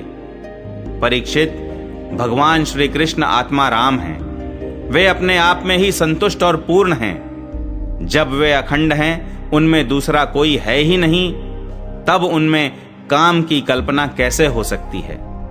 फिर भी उन्होंने कामियों की दीनता, स्त्री परवशता और स्त्रियों की कुटिलता दिखलाते हुए वहां उस गोपी के साथ एकांत में क्रीड़ा की थी, एक खेल रचा था। इस प्रकार गोपियां मतवाली सी होकर, अपनी सुध बुध खोकर एक दूसरे को भगवान श्री कृष्ण के चरण चिन्ह दिखलाती हुई वन वन में भटक रही थीं।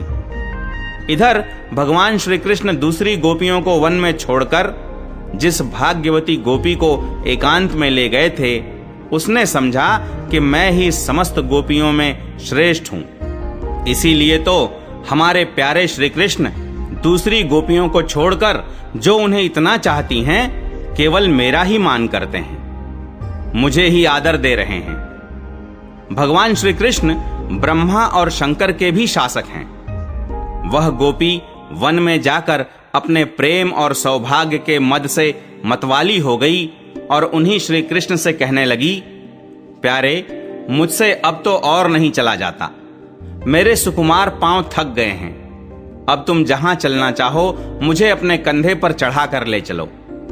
अपनी प्रियतमा की यह बात सुनकर श्याम सुंदर ने कहा, अच्छा प्यारी, तुम अब मेरे कंधे पर चढ़ लो। यह सुनकर वह गोपी ज्यों ही उनके कंधे पर चढ़ने लगी त्यों ही श्री कृष्ण अंतर्ध्यान हो गए और वह सौभाग्यवती गोपी रोने पछताने लगी। हा नाथ, हा रमण, हा प्रेष्ठ, हा महाभुज, तुम कहां हो? कहां हो मेरे सखा? मैं तुम्हारी दीनहीन दासी हूं। शीघ्र ही मुझे अपने सान्निध्य का अनुभव कराओ, मुझे दर्शन दो। परीक्षित, गोपियां भगवान के चरण चिन्हों के सहारे उनके जाने का मार्ग ढूंढती ढूंढती वहां जा पहुंची। थोड़ी दूर से ही उन्होंने देखा कि उनकी सखी अपने प्रियतम के वियोग से दुखी होकर अचेत हो गई है। जब उन्होंने उसे जगाया तब उसने भगवान श्री कृष्ण से उसे जो प्यार और सम्मान प्राप्त हुआ था वह उनको सुनाया। उसने यह भी कहा कि मैंने कुटिलतावश उनका अपमान किया, इसी से वे अंतर्धान हो गए। उसकी बात सुनकर गोपियों के आश्चर्य की सीमा न रही।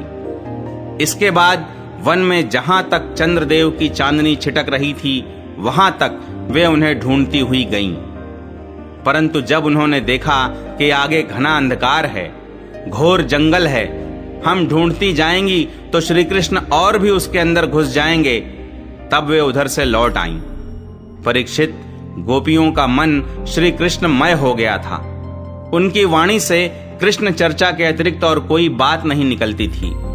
उनके शरीर से केवल श्री कृष्ण के लिए और केवल श्री कृष्ण की चेष्टाएं हो रही थीं। कहां तक कहूं, उनका रोम रोम, उनकी आत्मा श्री कृष्णमय हो रही थी। वे केवल उनके गुणों और लीलाओं का ही गान कर रही थीं और उनमें इतनी तन्मय हो रही थीं कि उन्हें अपने शरीर की भी सुध नहीं थी।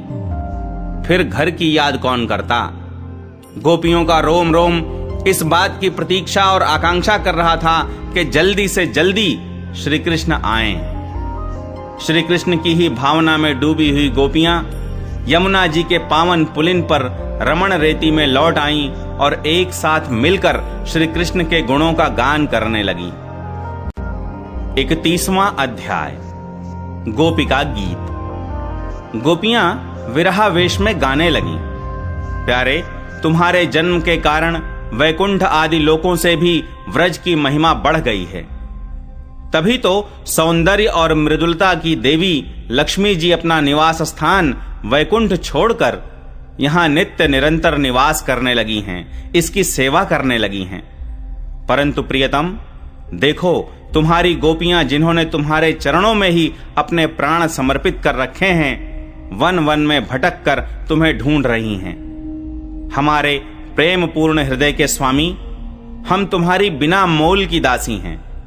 तुम शरतकालीन जलाशय में सुंदर से सुंदर सरसिज की कर्णिका के सौंदर्य को चुराने वाले नेत्रों से हमें घायल कर चुके हो। हमारे मनोरथ पूर्ण करने वाले प्राणेश्वर, क्या नेत्रों से मारना वध नहीं है? अस्त्रों से हत्या करना ही वध है? पुरुष शिरोमणे, यमुना जी के विषैले जल से होने वाली मृत्यु, अजगर के रूप में खाने वाले अघासुर इंद्र की वर्षा, आंधी, बिजली, दावानल, वृषभासुर और व्योमासुर आदि से एवं भिन्न भिन्न अवसरों पर सब प्रकार के भयों से तुमने बार बार हम लोगों की रक्षा की है। तुम केवल यशोदा नंदन ही नहीं हो, समस्त शरीरधारियों के हृदय में रहने वाले उनके साक्षी हो, अंतर्यामी हो। सखे, ब्रह्मा जी की प्रार्थना से विश्व की रक्षा करने के लिए तुम यदुवंश में अवतीर्ण हुए हो। अपने प्रेमियों की अभिलाषा पूर्ण करने वालों में अग्रगण्य यदुवंश शिरोमणे, जो लोग जन्म मृत्यु रूप संसार के चक्कर से डरकर तुम्हारे चरणों की शरण ग्रहण करते हैं, उन्हें तुम्हारे करकमल अपनी छत्र छाया में लेकर अभय कर देते हैं। हमारे प्रियतम, सबकी लालसा अभिलाषाओं को पूर्ण करने वाला वही करकमल जिससे तुमने लक्ष्मी जी का हाथ पकड़ा है, हमारे सिर पर रख दो। व्रजवासियों के दुख दूर करने वाले वीर शिरोमणि श्याम सुंदर, तुम्हारी मंद मंद मुस्कान की एक उज्जवल रेखा ही तुम्हारे प्रेमी जनों के सारे मान मद को चूर चूर कर देने के लिए पर्याप्त है। हमारे प्यारे सखा, हमसे रूठो मत, प्रेम करो। हम तो तुम्हारी दासी हैं, तुम्हारे चरणों पर निछावर हैं। हम अबलाओं को अपना वह परम सुंदर सांवला सांवला मुख कमल दिखलाओ। तुम्हारे चरण कमल शरणागत प्राणियों के सारे पापों को नष्ट कर देते हैं। वे समस्त सौंदर्य माधुर्य की खान हैं और स्वयं लक्ष्मी जी उनकी सेवा करती रहती हैं। तुम उन्हीं चरणों से हमारे बछड़ों के पीछे पीछे चलते हो और हमारे लिए उन्हें सांप के फणों तक पर रखने में भी तुमने संकोच नहीं किया। हमारा हृदय तुम्हारी विरह व्यथा की आग से जल रहा है। तुम्हारी मिलने की आकांक्षा हमें सता रही है।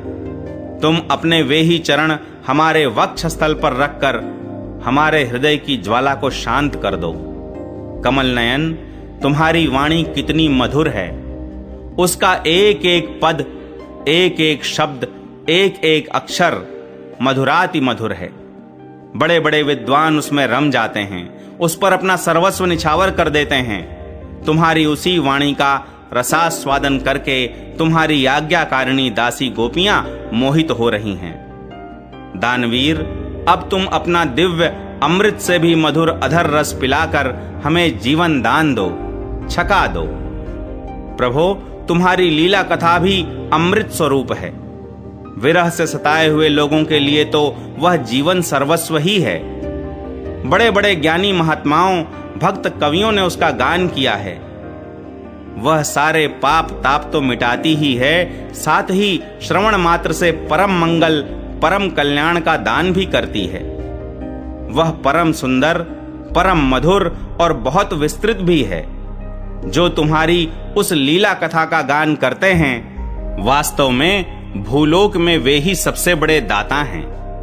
प्यारे, एक दिन वह था जब तुम्हारी प्रेम भरी हंसी और चितवन तथा तुम्हारी तरह तरह की क्रीड़ाओं का ध्यान करके हम आनंद में मग्न हो जाया करती थीं। उनका ध्यान भी परम मंगलदायक है। उसके बाद तुम मिले। तुमने एकांत में हृदय स्पर्शी ठिठोलियां की, प्रेम की बातें कहीं। हमारे कपटी मित्र, अब वे सब बातें याद आकर हमारे मन को क्षुब्ध किए देती हैं। हमारे प्यारे स्वामी, तुम्हारे चरण कमल से भी सुकोमल और सुंदर हैं।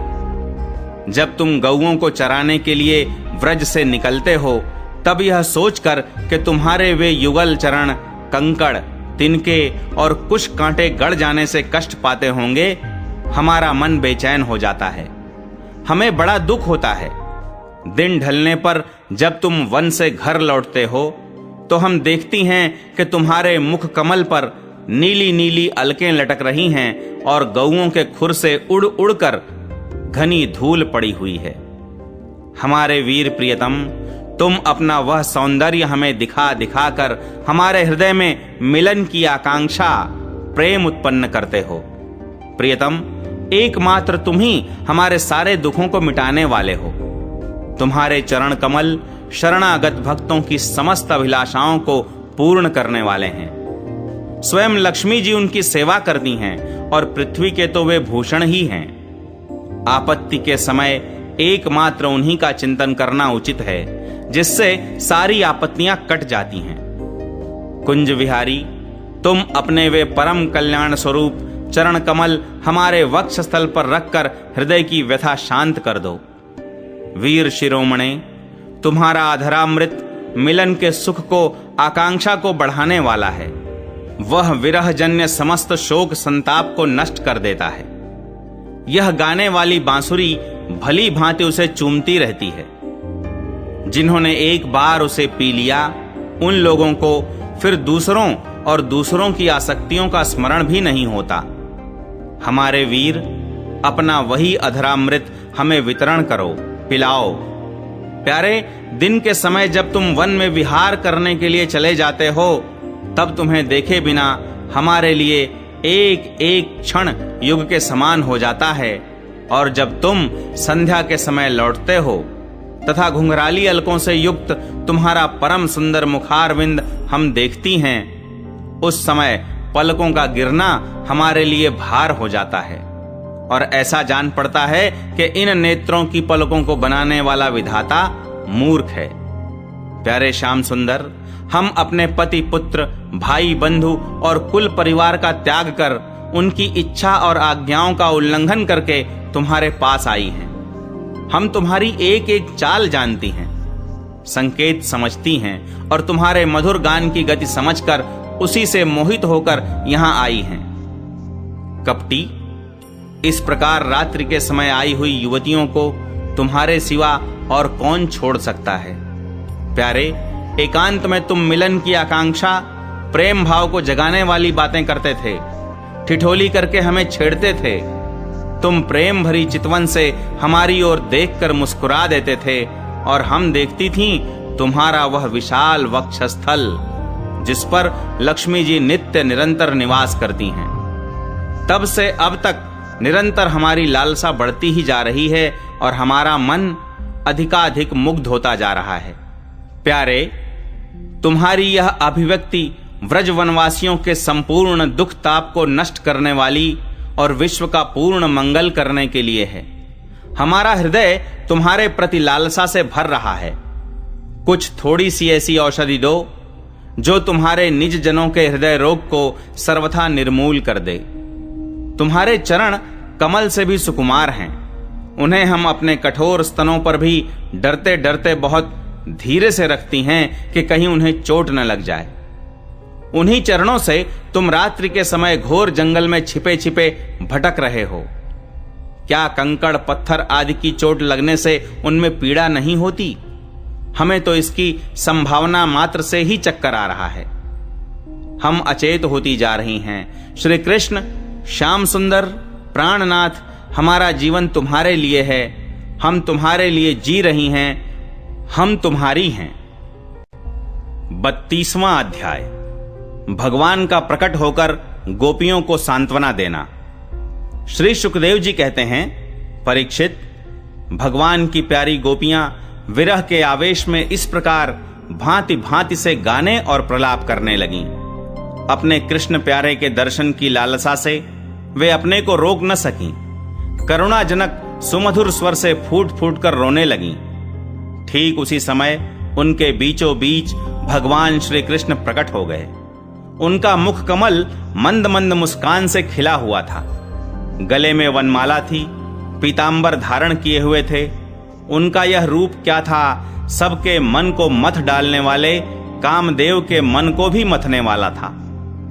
कोटि कोटि कामों से भी सुंदर, परम मनोहर प्राण वल्लभ श्याम सुंदर को आया देख गोपियों के नेत्र प्रेम और आनंद से खिल उठे।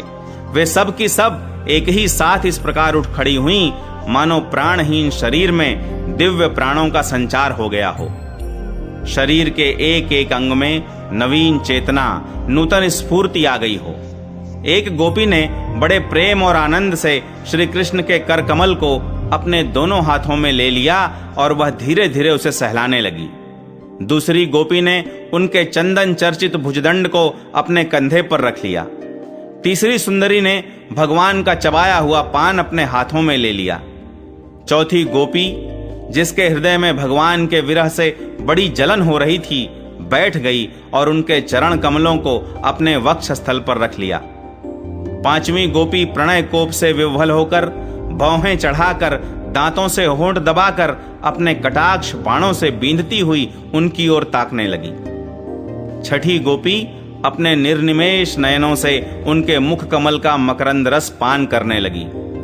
परंतु जैसे संत पुरुष भगवान के चरणों के दर्शन से कभी तृप्त नहीं होते, वैसे ही वह उनकी मुख माधुरी का निरंतर पान करते रहने पर भी तृप्त नहीं होती थी। सातवीं गोपी नेत्रों के मार्ग से भगवान को अपने हृदय में ले गई और फिर उसने आंखें बंद कर लीं।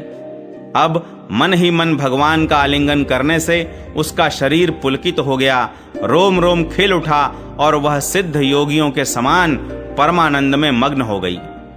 परीक्षित, जैसे मुमुक्षुजन परम ज्ञानी संत पुरुष को प्राप्त करके संसार की पीड़ा से मुक्त हो जाते हैं, वैसे ही सभी गोपियों को भगवान श्री कृष्ण के दर्शन से परम आनंद और परम उल्लास प्राप्त हुआ। उनके विरह के कारण गोपियों को जो दुख हुआ था उससे वे मुक्त हो गईं और शांति के समुद्र में डूबने उतराने लगीं। परीक्षित, यूं तो भगवान श्री कृष्ण अच्युत और एक रस हैं, उनका सौंदर्य और माधुर्य निरतिशय है, फिर भी विरह व्यथा से मुक्त हुई गोपियों के बीच में उनकी शोभा और भी बढ़ गई। ठीक वैसे ही जैसे परमेश्वर अपने नित्य ज्ञान, बल आदि शक्तियों से सेवित होने पर और भी शोभायमान होता है। इसके बाद भगवान श्री कृष्ण ने उन व्रज सुंदरियों को साथ लेकर यमुना जी के पुलिन में प्रवेश किया। उस समय खिले हुए कुंद और मंदार के पुष्पों की सुरभि लेकर बड़ी ही शीतल और सुगंधित मंद मंद वायु चल रही थी और उसकी महक से मतवाले होकर भौरे इधर उधर मंडरा रहे थे। शरद पूर्णिमा के चंद्रमा की चांदनी अपनी निराली ही छटा दिखला रही थी। उसके कारण रात्रि के अंधकार का तो कहीं पता ही न था। सर्वत्र आनंद मंगल का ही साम्राज्य छाया था। वह पुलिन क्या था, यमुना जी ने स्वयं अपनी लहरों के हाथों भगवान की लीला के लिए सुकोमल बालुका का रंगमंच बना रखा था। परीक्षित, भगवान श्री कृष्ण के दर्शन से गोपियों के हृदय में इतने आनंद और इतने रस का उल्लास हुआ कि उनके हृदय की सारी आधि व्याधि मिट गई। जैसे कर्म कांड की श्रुतियां उसका वर्णन करते करते अंत में ज्ञान कांड का प्रतिपादन करने लगती हैं और फिर वे समस्त मनोरथों से ऊपर उठ जाती हैं, कृतकृत्य हो जाती हैं, वैसे ही गोपियां भी पूर्ण काम हो गईं। अब उन्होंने अपने वक्षस्थल पर लगी हुई रोली केसर से चिन्हित ओढ़नी को अपने परम प्यारे सुहृद श्री कृष्ण के विराजने के लिए बिछा दिया। बड़े बड़े योगेश्वर अपने योग साधन से पवित्र किए हुए हृदय में जिनके लिए आसन की कल्पना करते रहते हैं, किंतु फिर भी अपने हृदय सिंहासन पर बिठा नहीं पाते, वही सर्वशक्तिमान भगवान यमुना जी की रेती में गोपियों की ओढ़नी पर बैठ गए। सहस्त्र सहस्त्र गोपियों के बीच में उनसे पूजित होकर भगवान बड़े ही शोभायमान हो रहे थे। परीक्षित, तीनों लोकों में, तीनों कालों में जितना भी सौंदर्य प्रकाशित होता है, वह सब तो भगवान के बिंदु मात्र सौंदर्य का आभास भर है। वे उसके एकमात्र आश्रय हैं। भगवान श्री कृष्ण अपने इस अलौकिक सौंदर्य के द्वारा उनके प्रेम और आकांक्षा को और भी उभार रहे थे। गोपियों ने अपनी मंद मंद मुस्कान, विलासपूर्ण चितवन और तिरछी भौहों से उनका सम्मान किया। किसी ने उनके चरण कमलों को अपनी गोद में रख लिया तो किसी ने उनके कर कमलों को। वे उनके संस्पर्श का आनंद लेती हुई कभी कभी कह उठती थीं, कितना सुकुमार है, कितना मधुर है। इसके बाद श्री कृष्ण के छिप जाने से मन ही मन तनिक रूठ कर उनके मुंह से ही उनका दोष स्वीकार कराने के लिए वे कहने लगीं।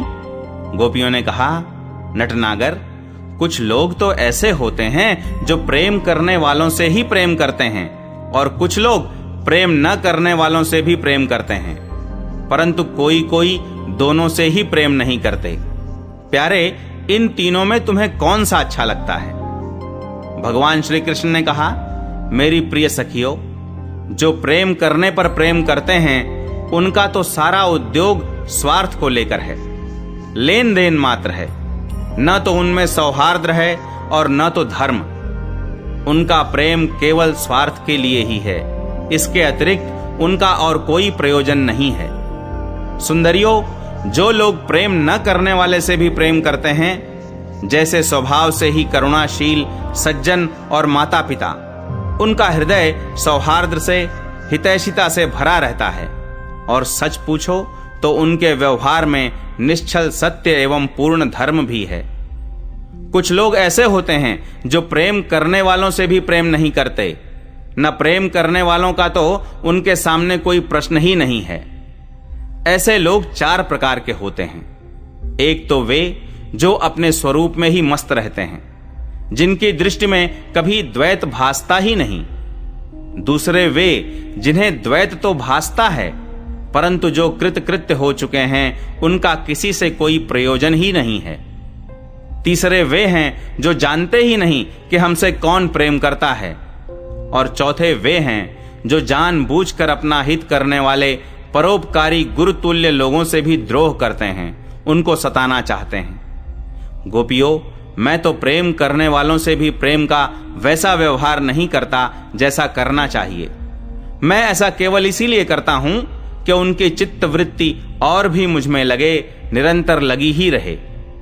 जैसे निर्धन पुरुष को कभी बहुत सा धन मिल जाए और फिर खो जाए तो उसका हृदय खोए हुए धन की चिंता से भर जाता है, वैसे ही मैं भी मिल मिलकर छिप छिप जाता हूं। गोपियों, इसमें संदेह नहीं कि तुम लोगों ने मेरे लिए लोक मर्यादा, वेद मार्ग और अपने सगे संबंधियों को भी छोड़ दिया है।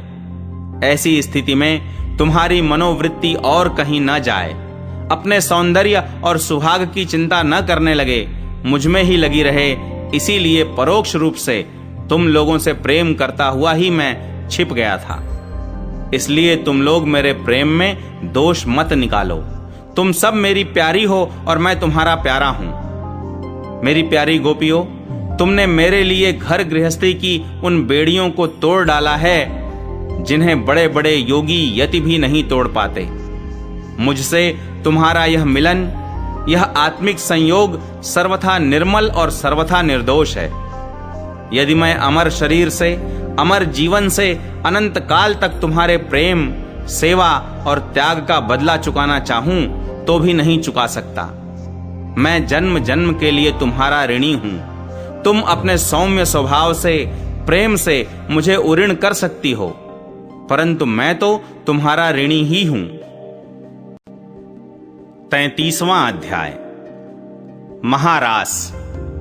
श्री सुखदेव जी कहते हैं, राजन, गोपियां भगवान की इस प्रकार प्रेम भरी सुमधुर वाणी सुनकर जो कुछ विरह जन्य ताप शेष था उससे भी मुक्त हो गईं और सौंदर्य माधुर्य निधि प्राण प्यारे के अंग संग से सफल मनोरथ हो गईं।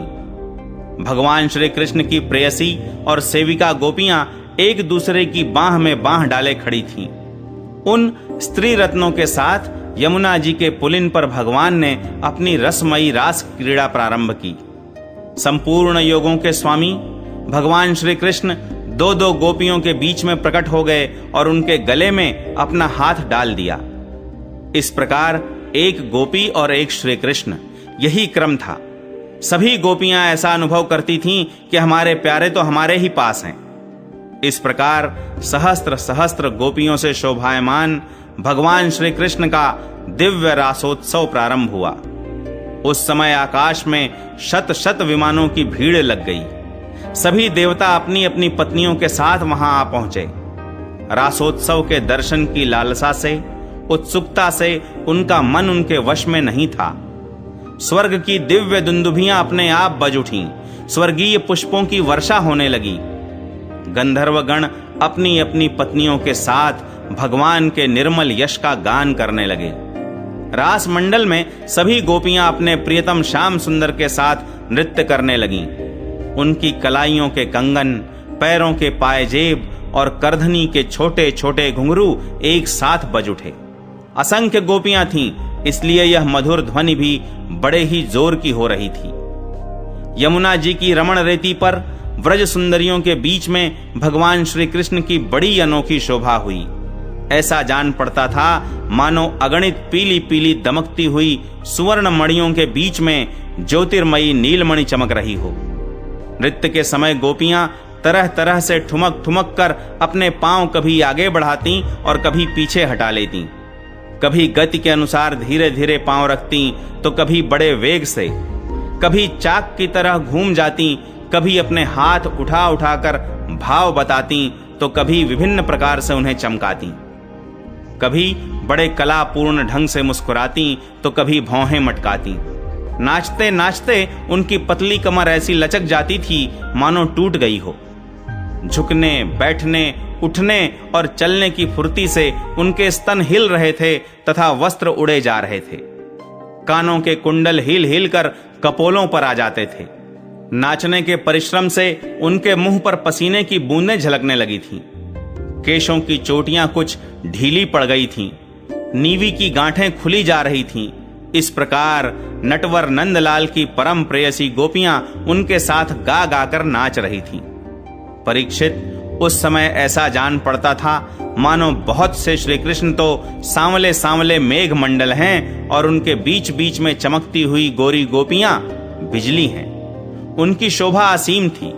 गोपियों का जीवन भगवान की रति है, प्रेम है। वे श्री कृष्ण से सटकर नाचते नाचते ऊंचे स्वर से मधुर गान कर रही थीं। श्री कृष्ण का संस्पर्श पा पाकर और भी आनंद मग्न हो रही थीं। उनके राग रागिनियों से पूर्ण गान से यह सारा जगत अब भी गूंज रहा है। कोई गोपी भगवान के साथ उनके स्वर में स्वर मिलाकर गा रही थी। वह श्री कृष्ण के स्वर की अपेक्षा और भी ऊंचे स्वर से राग अलापने लगी।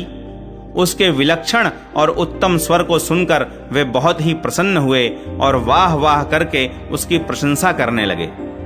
उसी राग को एक दूसरी सखी ने ध्रुपद में गाया। उसका भी भगवान ने बहुत सम्मान किया। एक गोपी नृत्य करते करते थक गई। उसकी कलाइयों से कंगन और चोटियों से बेला के फूल खिसकने लगे।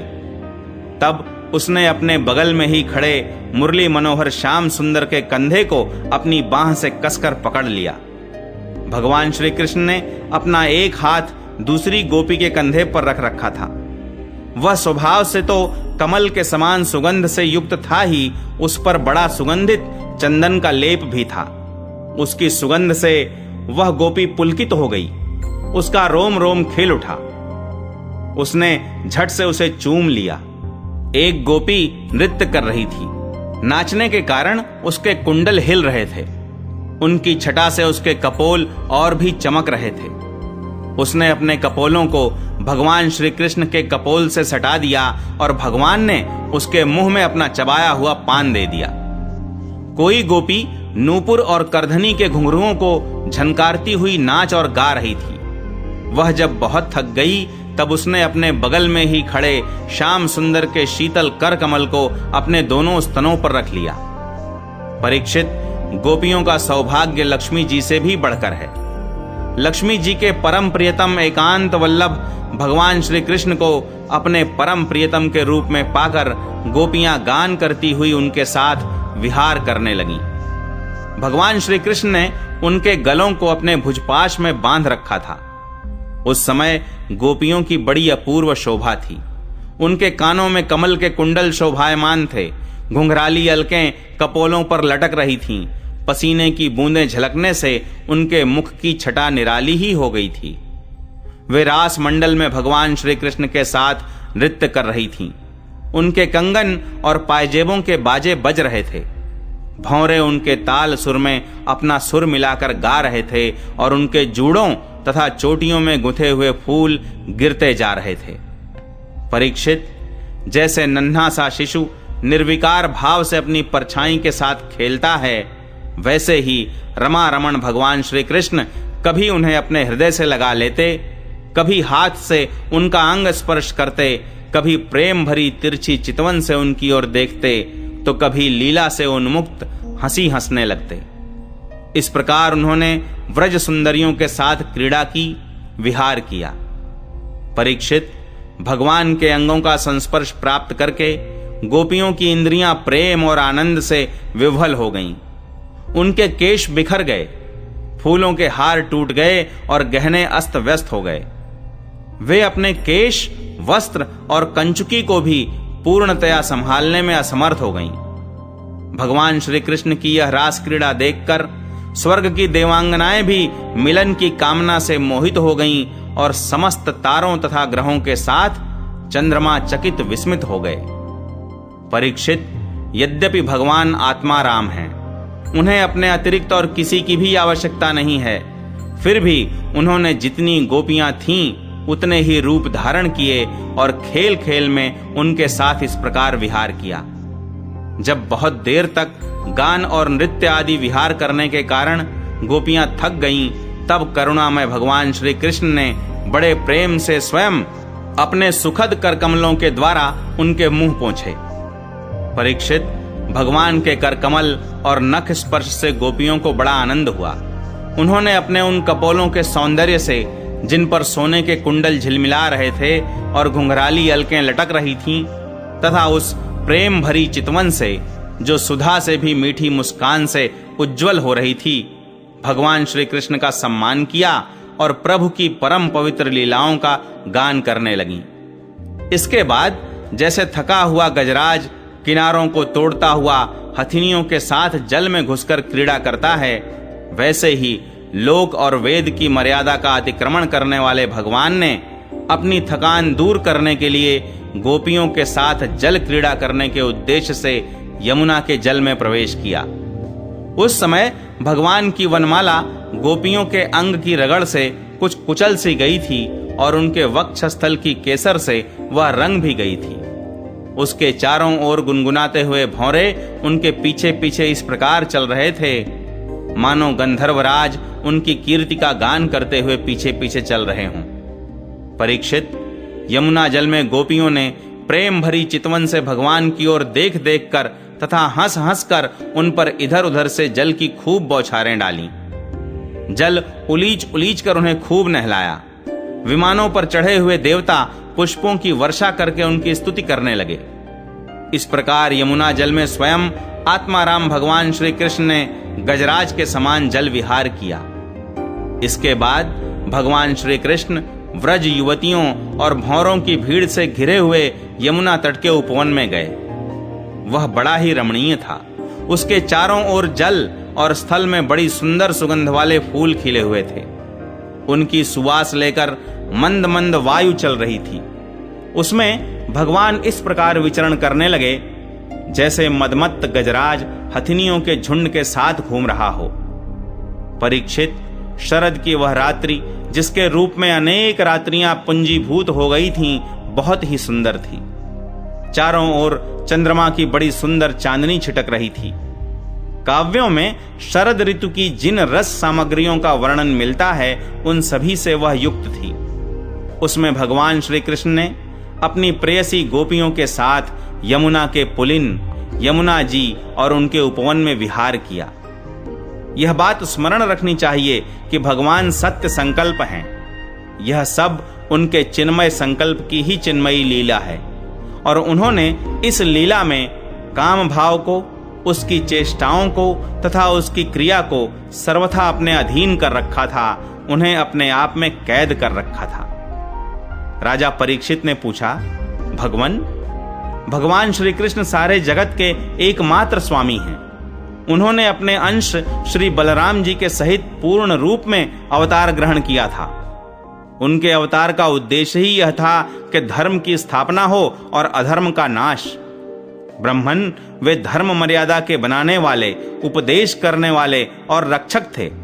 फिर उन्होंने स्वयं धर्म के विपरीत पर स्त्रियों का स्पर्श कैसे किया? मैं मानता हूं कि भगवान श्री कृष्ण पूर्ण काम थे, उन्हें किसी भी वस्तु की कामना नहीं थी। फिर भी उन्होंने किस अभिप्राय से यह निंदनीय कर्म किया? परम ब्रह्मचारी मुनीश्वर, आप कृपा करके मेरा यह संदेह मिटाइए। श्री सुखदेव जी कहते हैं, सूर्य, अग्नि आदि ईश्वर कभी कभी धर्म का उल्लंघन और साहस का काम करते देखे जाते हैं, परंतु उन कामों से उन तेजस्वी पुरुषों को कोई दोष नहीं होता। देखो, अग्नि सब कुछ खा जाता है, परंतु उन पदार्थों के दोष से लिप्त नहीं होता। जिन लोगों में ऐसी सामर्थ्य नहीं है, उन्हें मन से भी वैसी बात कभी नहीं सोचनी चाहिए, शरीर से करना तो दूर रहा। यदि मूर्खतावश कोई ऐसा काम कर बैठे तो उसका नाश हो जाता है। भगवान शंकर ने हलाहल विष पी लिया था, दूसरा कोई पिए तो वह जलकर भस्म हो जाएगा। इसलिए इस प्रकार के जो शंकर आदि ईश्वर हैं, अपने अधिकार के अनुसार उनके वचन को ही सत्य मानना और उसी के अनुसार आचरण करना चाहिए। उनके आचरण का अनुकरण तो कहीं कहीं ही किया जाता है। इसलिए बुद्धिमान पुरुष को चाहिए कि उनका जो आचरण उनके उपदेश के अनुकूल हो, उसी को जीवन में उतारे।